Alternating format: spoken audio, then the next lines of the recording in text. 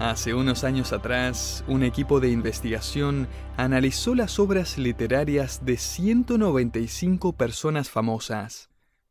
Su análisis fue intencionalmente dirigido para determinar a partir de lo que estos famosos habían escrito o cantado, qué era lo que ellos consideraban que era el significado de la vida. Los hallazgos fueron categorizados en varios grupos o puntos de vista. El grupo más grande creía que la vida no era más que un corto viaje, durante el cual uno debe disfrutar y experimentar todo lo que pueda.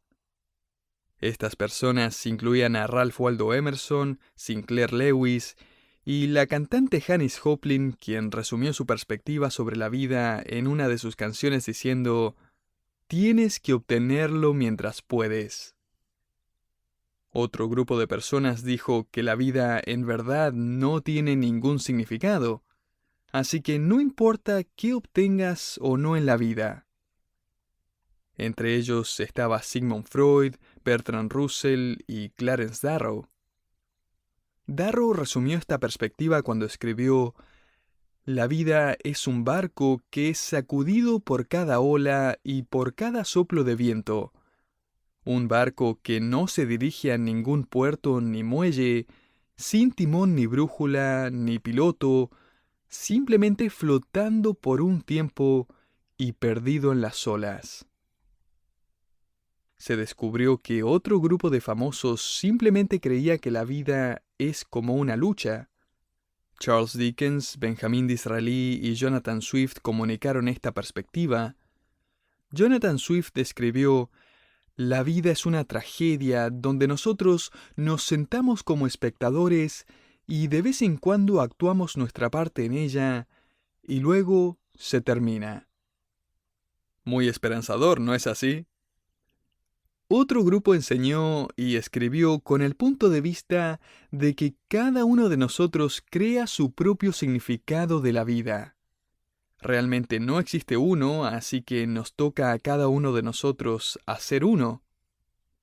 Carl Jung y Carl Sagan están entre ellos. Sagan escribió: "Vivimos en un mundo vasto y maravilloso, donde la humanidad se aferra a un oscuro pedazo de roca. El significado de nuestras vidas y nuestro frágil entorno deriva de nuestra propia sabiduría. Nosotros somos los guardianes del significado de la vida". Un último grupo de personas simplemente cree que nunca llegaremos a conocer el significado de la vida. Simplemente es un misterio. Con este tipo de pensamiento tenemos a Albert Camus y Bob Dylan y hasta Stephen Hawking. Hawking escribió: "Si encontráramos una respuesta al por qué existimos, esto sería el triunfo definitivo, porque allí podríamos conocer la mente de Dios". Un Dios el cual ni siquiera cree que existe de todas formas. Por supuesto, los famosos que no fueron incluidos en el análisis mencionado anteriormente fueron las personas como el apóstol Pablo, quien escribió extensamente acerca del tema. Vayamos a Filipenses capítulo 1, donde encontramos incrustadas en estas palabras la mente de Dios y su conocimiento sobre el significado de la vida. Filipenses 1:1, Pablo, alto. Pablo está escribiendo esta carta desde Roma, donde él está bajo arresto domiciliario. Ha sido más bien un viaje bastante salvaje que eventualmente trajo a Pablo a Roma. Empezó siendo arrestado en Jerusalén, acusado de causar disturbios, y reconozcamos que Pablo causaba disturbios donde iba. Parecía que los disturbios lo perseguían. Él va de un tribunal a otro hasta que finalmente apela a César, Hechos 25:11. Sin embargo, lo que Pablo realmente quería era la oportunidad de poder predicar el Evangelio en Roma, algo que había estado soñando por años. Y él finalmente llega a Roma, habiendo sobrevivido varios atentados contra su vida, una serie de juicios, naufragio y ahora encadenado, él llega no como un predicador, sino como un prisionero. Hechos 27 al 28. Dado el beneficio de estar bajo arresto domiciliario, mientras él espera su juicio en Roma, Pablo tiene la habilidad de recibir visitas, como también de escribir y recibir cartas. Sin embargo, uno de los problemas con el cual se enfrentó fue que él tenía que pagar por el apartamento en el cual estaba aprisionado y por los guardias militares que lo custodiaban en su apartamento. Hechos 28:30. Obviamente él les predicaría a cada uno de ellos y por la gracia de Dios ganaría a muchos de ellos para Cristo.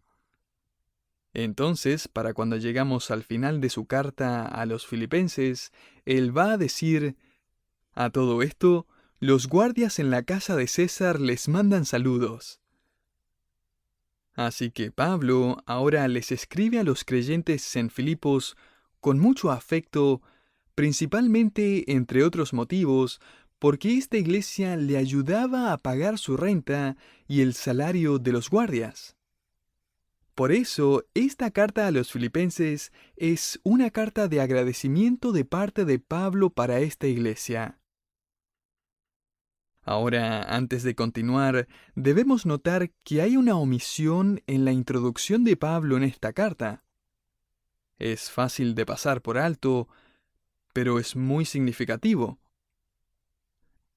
El profesor Hendricks en el seminario de Dallas me enseñó, y ahora yo lo enseño a mis estudiantes en el seminario Shepherds, que necesitamos leer la Biblia como leemos una carta de amor. Porque leemos esas cartas de una forma totalmente diferente a cualquier otra. Las cartas de amor no se leen rápidamente o superficialmente. Uno gasta tiempo leyéndolas, estudiándolas, buscando su significado, sus matices, su intención. Hubo un año que yo viajé junto con un grupo de estudiantes promocionando la universidad cristiana a la cual asistía, y mientras estaba en el tour, mi novia, con la cual me casé más adelante, me enviaba cartas a las iglesias donde ella sabía que iba a estar. Al abrir una de esas cartas, una vez leí: «Querido Steven», y quedé petrificado, porque me estaba preguntando por qué ella escribió «Querido Steven». O sea, ¿pasa algo? La carta de la semana pasada decía «Queridísimo Steven». La carta de hace un mes atrás decía «Mi queridísimo Steven», así que obviamente estamos yendo en la dirección equivocada.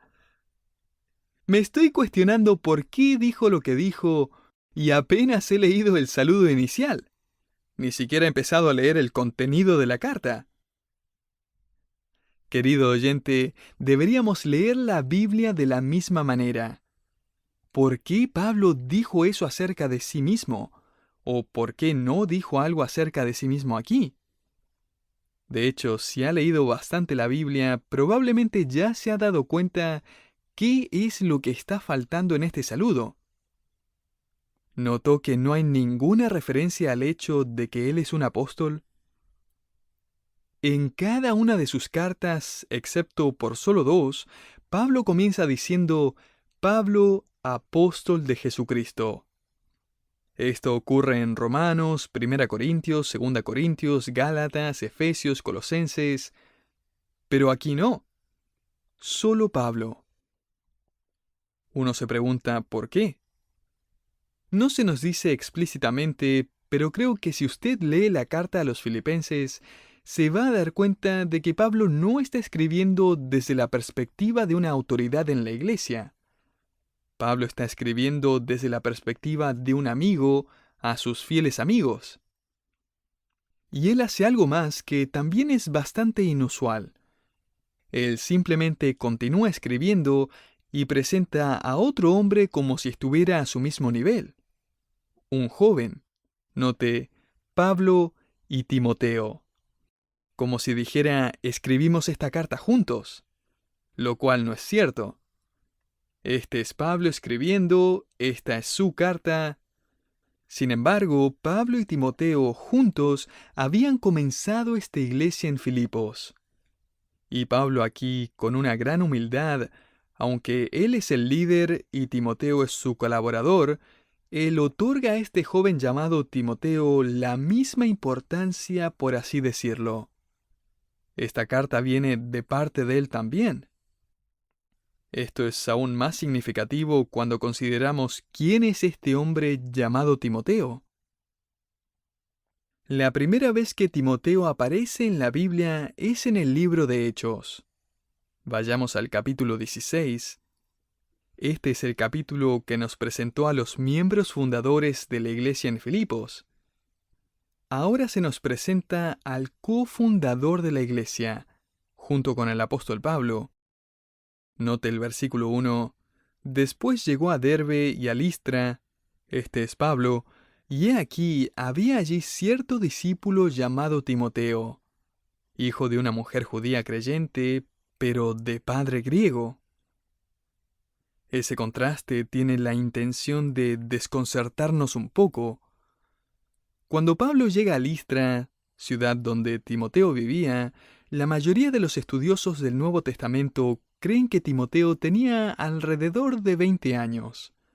Quizás 20, 21, 22, y él ya era un creyente para ese entonces. Nunca se nos dice cuándo exactamente Timoteo llegó a creer, pero si reunimos todas las pistas, descubrimos que la madre y la abuela de Timoteo se habían convertido en creyentes durante la primera visita de Pablo a Listra. En Hechos capítulo 14, Pablo y Bernabé están predicando en Listra y haciendo milagros, y una cosa lleva a la otra, y Pablo termina siendo apedreado casi al punto de morir por una turba furiosa, y luego la muchedumbre se va creyendo que Pablo está muerto. Unos pocos discípulos que estaban allí se atrevieron a aparecer, se juntaron alrededor de Pablo, que estaba tirado allí, con sus huesos quebrados y su cuerpo ensangrentado, y Dios milagrosamente restaura su vida y salud. Ahora yo no sé usted, pero luego de ser apedreado casi hasta la muerte por una turba furiosa, si Dios milagrosamente restaurara mi vida y mi salud, yo pensaría que es tiempo de salir lejos de esa ciudad. Pero Pablo piensa que es tiempo de quedarse allí. Él vuelve a la ciudad, continúa enseñando a los nuevos creyentes y estableciendo la iglesia. Y dos de las personas que son salvas en medio de esa escena son dos mujeres judías, una madre y una hija, llamadas Loida y Eunice. Y para ese entonces ellas estaban criando un pequeño niño llamado Timoteo. Quiero que veamos ciertos aspectos de su vida y sacar algunas observaciones que espero sean de ánimo para usted mientras miramos con un poco más de detenimiento a este colaborador en la iglesia en Filipos. La observación número 1 es que el desobedecer a Dios en el pasado no elimina el potencial de honrar a Dios en el futuro. A partir de este pasaje, en Hechos 16, podemos inferir que Timoteo tuvo grandes luchas y mucho dolor en su pasado debido a su situación familiar. A decir verdad, si los padres de Eunice eran judíos fieles, se les debe haber partido el corazón cuando supieron que su hija había decidido casarse con un gentil. Y no un gentil seguidor de Jesucristo como Lidia, de la cual aprendimos en nuestro programa pasado, sino un gentil pagano. Un judío estricto rehusaría aceptar esta unión como un matrimonio legítimo. De hecho, algunos consideraban a su hija como muerta. Tanto así que algunas de las familias más estrictas realizaban un funeral en su nombre, simbolizando que para ellos ella había muerto. No tenemos ninguno de los detalles, pero 2 veces Lucas escribe en su recuento que el padre de Timoteo era griego.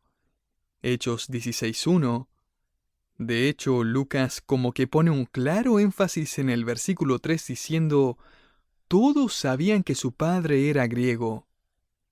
Es como decir, todos sabían que Eunice estaba criando a este niño y enseñándole a amar a Dios prácticamente sola.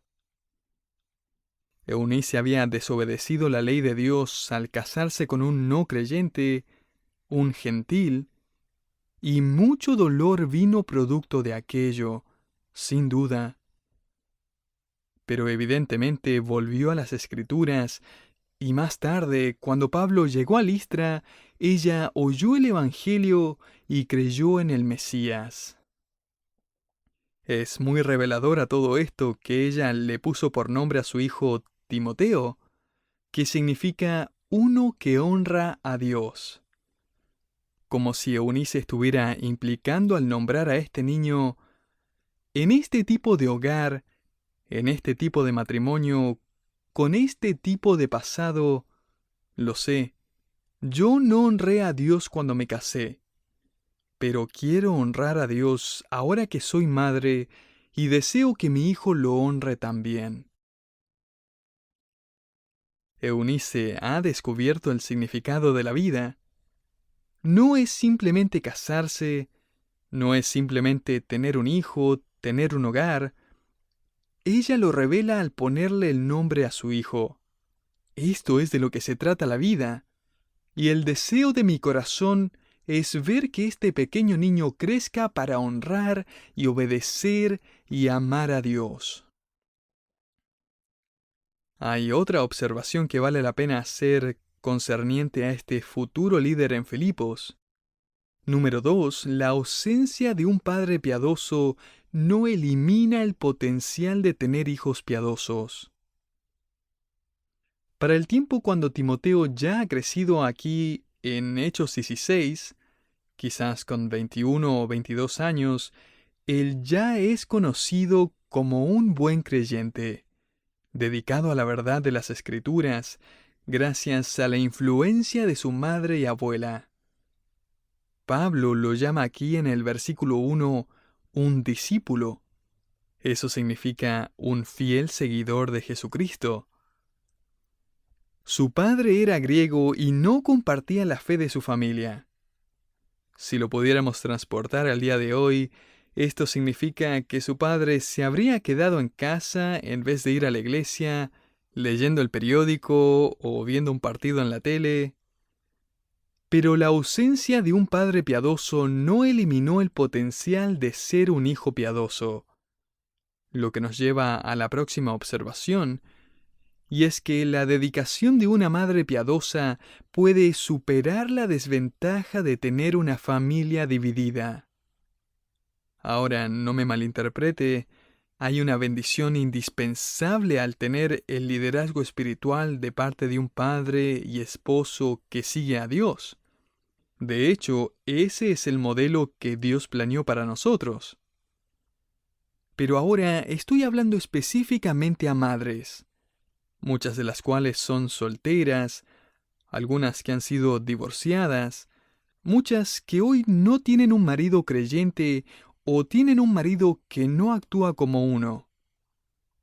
Quizás usted se ha preguntado, ¿hay alguna desventaja en toda mi situación? ¿Va esto a incapacitar a mis hijos de alcanzar su máximo potencial para el Señor? Mire el ejemplo dado en la primera línea de la carta de Pablo a los Filipenses. Déjeme presentarle a usted a uno de los hombres más importantes de la iglesia del primer siglo. Un joven de un hogar espiritualmente dividido, con un padre no creyente, un joven que vivió a la altura de su nombre, uno que honra a Dios. Por la gracia de Dios, las desventajas no fueron imposibles de superar. Otra observación a partir de esta primera línea en la carta a los Filipenses es que la bendición de creyentes mayores e influyentes no puede ser subestimada.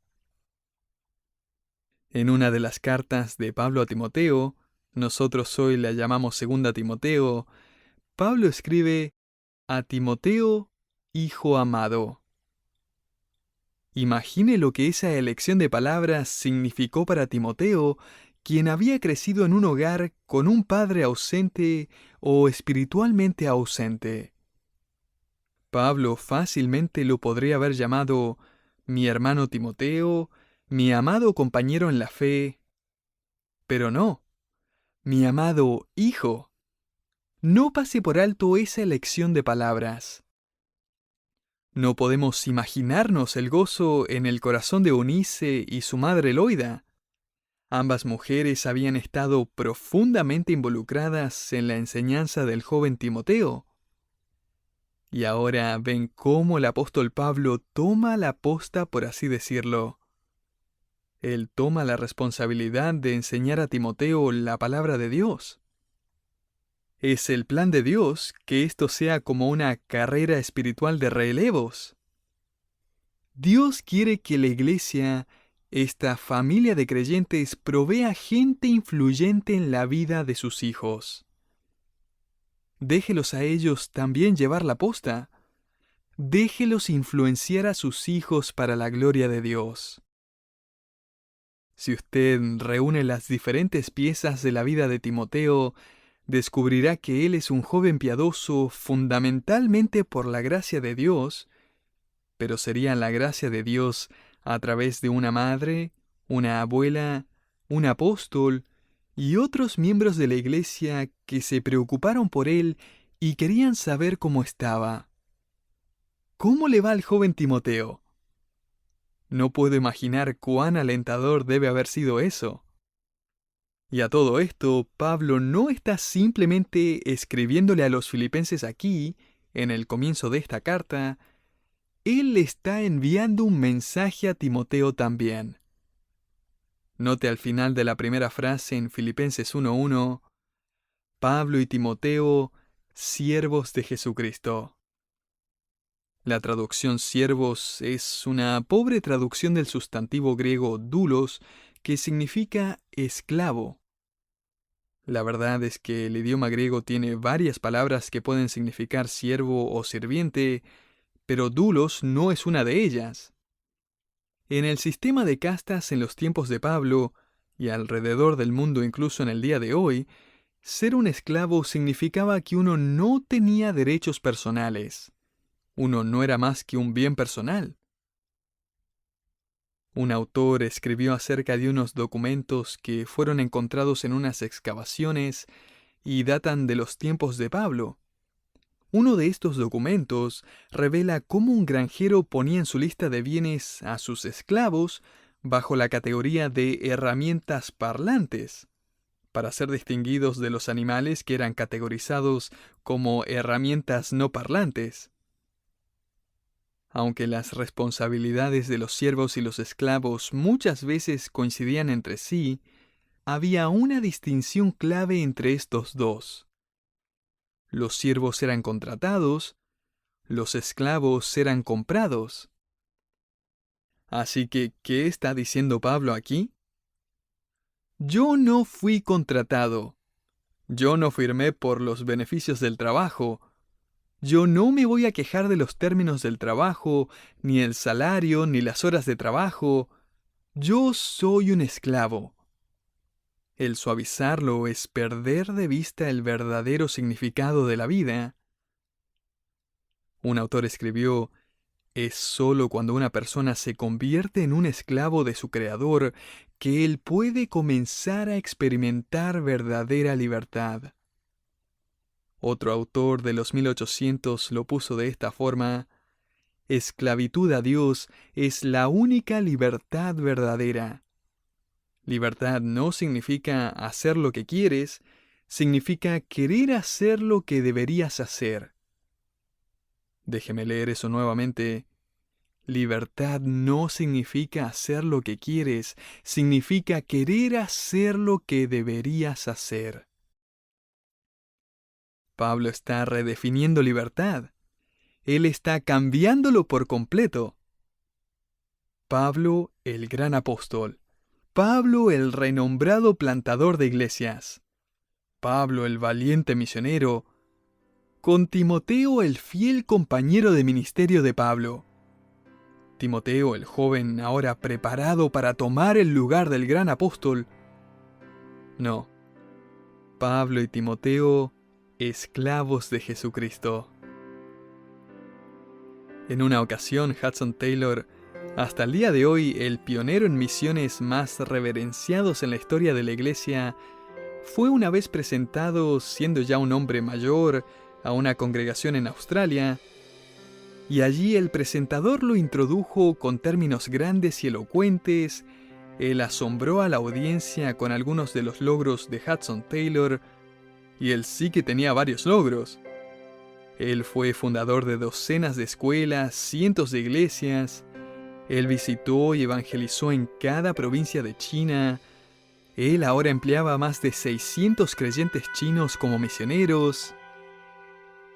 El presentador contó cada uno de estos logros y al llegar al pomposo final de su larga introducción, él pidió una calurosa bienvenida a su gran e ilustre invitado. Hudson Taylor se paró silenciosamente en el podio por unos momentos y luego dijo: «Queridos amigos, yo simplemente sirvo a un maestro ilustre». ¿Sabe qué? Dios no nos salvó para que nos convirtamos en cristianos ilustres. Él nos salvó para que nos convirtamos en esclavos. Esclavos que encuentran el significado de la vida en la gracia del Evangelio y en sumisión a su Señor y Salvador, su Maestro ilustre, Jesucristo.